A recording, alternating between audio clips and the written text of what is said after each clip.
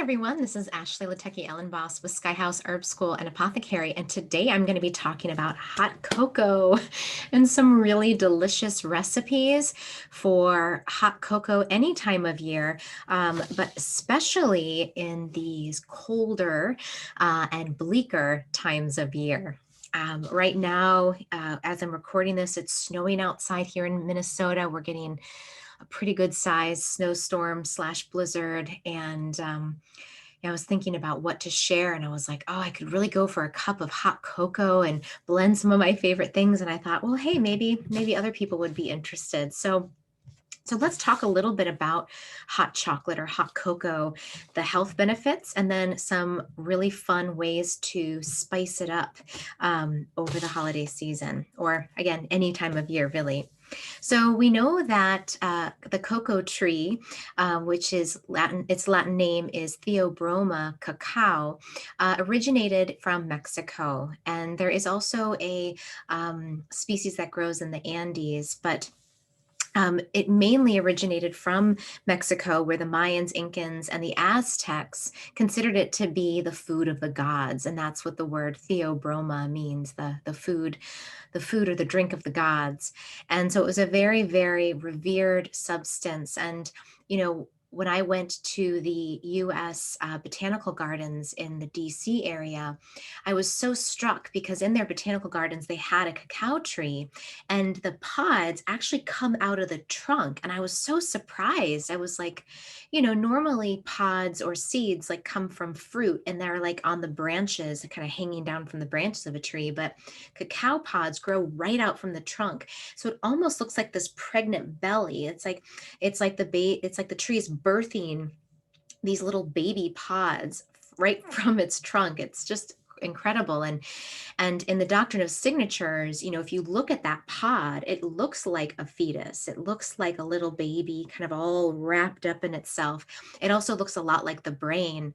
And it was used in Mayan and Aztec and Incan cultures as a rejuvenative tonic. So if people were sick, it was used in pregnancy. It was used as as a tonic to help people through challenging times.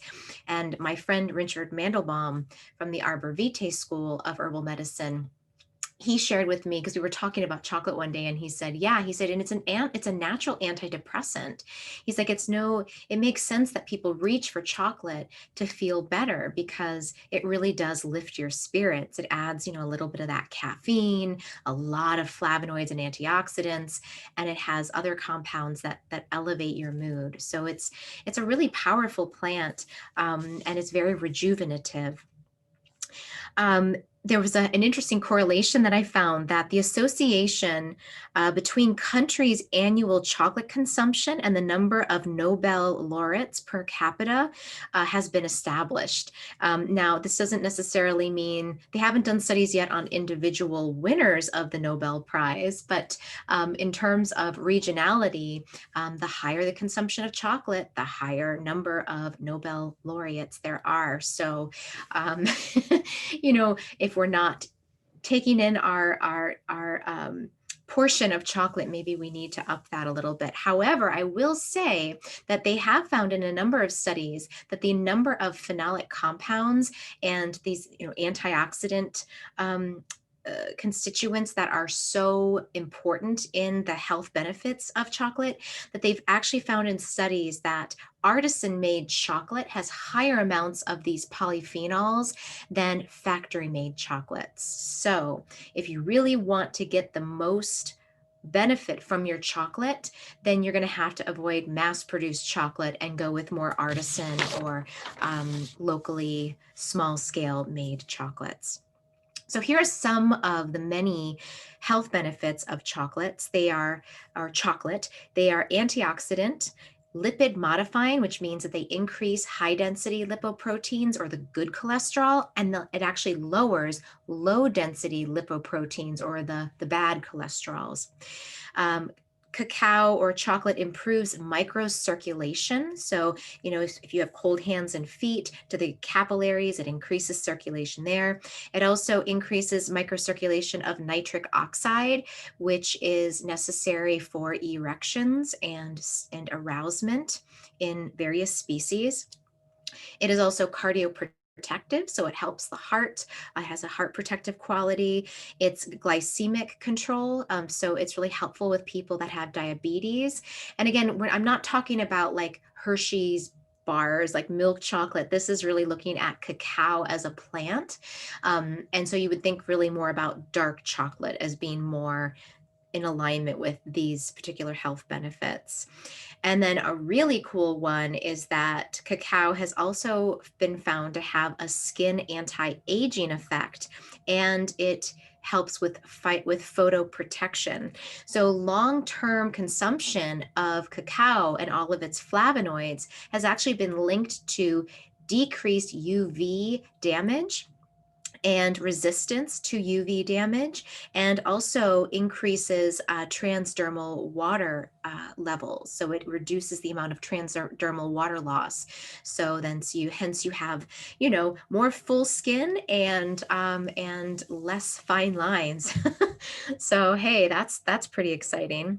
And then, not to mention all of the psychological effects. We know that it's mood lifting. It enhances arousal. It enhances cognitive function. It increases feelings of well-being and euphoria. So it has this very uplifting quality to it. And so let's now talk about different sources. So again, I would try to find small scale producers. So here's one that I really like. It's called Wildly Organic. And this is their fermented cacao powder. Now, cacao does have to be fermented and then cooked and dried before it's ground. Now, this is true most of the time. So if it doesn't say fermented, it doesn't mean that it hasn't been. However, I like to see for sure that it has, because this activates a lot of those active compounds. So Wildly Organic fermented cacao powder.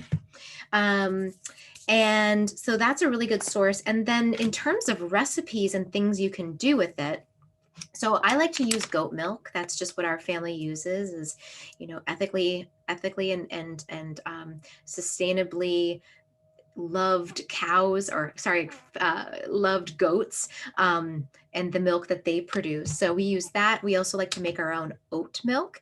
And so we'll infuse the cacao in oat milk. And the fat does seem to draw out some of the compounds and preserve them. So that's a really good way of extracting it. Plus, it just tastes really, really good. So whatever milk of your choice. And then I like to throw in a few different herbs. So one herb that I really like is astragalus. Astragalus is immune boosting. It's an adaptogen. It has a little bit of a sweet flavor to it. So I'll just do a pinch, if I have usually what I do is like 2 big teaspoons of the cacao powder in about 2 to 3 cups of milk. Usually I look for the color. So I look for it to turn this sort of like, this sort of like brownish, I like mine darker. I like mine a little stronger. So I kind of look for this more brownish color. So maybe I'll add a little extra just to get that, and I'll stir it on the stove top until all of the powder dissolves into the milk. Then I'll add my astragalus roots, just a pinch. I really love cinnamon in it too. So I've got my bulk cinnamon sticks, and I'll usually break one in half and then crush it up a little bit more in a mortar and pestle and throw that in. You can also add some fun things like orange peel tastes really good. Dried orange peel tastes really good. It adds a little bit of that kind of bitter aromatics to it. And then you just can cook that for, I don't know, maybe 15 minutes or so, like really low heat. You definitely don't want to burn the milk or, overheat the chocolate. Another thing that I really like to add to my hot cocoa is reishi powder. And so reishi is an incredible herb. It's neuroprotective. It is good for the immune system. It's an adaptogen. It's also a spirit lifter, so it can help with elevating the mood. And this is my favorite source. This is Mushroom Harvest. This is a wonderful company. They do a really good job processing their mushrooms and do everything very sustainably. They're also organic. So Mushroom Harvest, reishi mushroom powder. I bought a pound, and I've had this for probably maybe like 8 months now. But you can add like a full teaspoonful of your reishi powder into the hot chocolate, and it just disappears. So, if you're not into straining, then powders will go really well. So you can do cinnamon powder, reishi powder, cardamom powder, clove powder. All of those are really good. They also now make herbal hot chocolates or drinking chocolates with spices in them. This is one of my favorites. It's Nomad drinking chocolate, ancient Maya, and it has hot chili peppers in it. So this one has cinnamon, nutmeg, cloves, ginger powder. It has cacao, what is that? Vanilla, and it has chili peppers in it, which gives it this zing, which is really, really nice and very, very warming. You know, after you come in from a very cold day or you're looking to really warm and heat up the body, that's a really nice blend. I also have a product that I love that I drink just about every day called Rasa. So those of you who are my students, I talk about this all the time. I recommend it to most of my clients. It's a coffee substitute. So I used to drink coffee a lot, but it just didn't agree with me on many levels. And so I was searching for an alternative, and a lot of the ones I tasted just didn't do the same thing that coffee did. And so I love this blend. It was formulated by a mother who was like me, searching for something other than coffee that would actually give her energy rather than taking energy away. So this one has roasted chicory, burdock, dandelion root, shatavari, codonopsis, eleuthero, cinnamon, ashwagandha, rhodiola, chaga, and reishi mushroom. So sometimes what I'll do is I'll make, I like to use a stovetop percolator or a stovetop espresso maker, and I'll brew my rasa, and I'll add in a few teaspoons of cacao powder. And they actually make one called rasa with cacao. So you can get that blended already together, or you can save a little money and just do it yourself and add a few, just like maybe like half a teaspoon in when you do your brewing of your rasa. And it gives it this sort of like, it's like chocolate coffee, herbs, roots in it, but with no caffeine, at least not from the rasa, a little caffeine from the chocolate. Another few ideas would be lavender flowers are delicious. So if you just steep just a pinch of lavender flowers as you're cooking it and then strain it out or let them just float on the top of the froth, that's really delicious. And Damiana also mixes really well with chocolate. And I actually like to make Damiana chocolate. So I'll grind my Damiana, which the Latin name is Ternera diffusa. It's an amazing adaptogenic, well, sort of on the adaptogenic spectrum, but not a true adaptogen. But it really does help to modulate energy and stress. It helps with relaxation. It's also a known aphrodisiac, and it tastes so good. It's hard to describe the flavor. It's like a blend of Damiana tastes kind of like mint, like a sweet spearmint with like oh, it's kind of got this like perfumey, musky, but it's so unique and so amazing.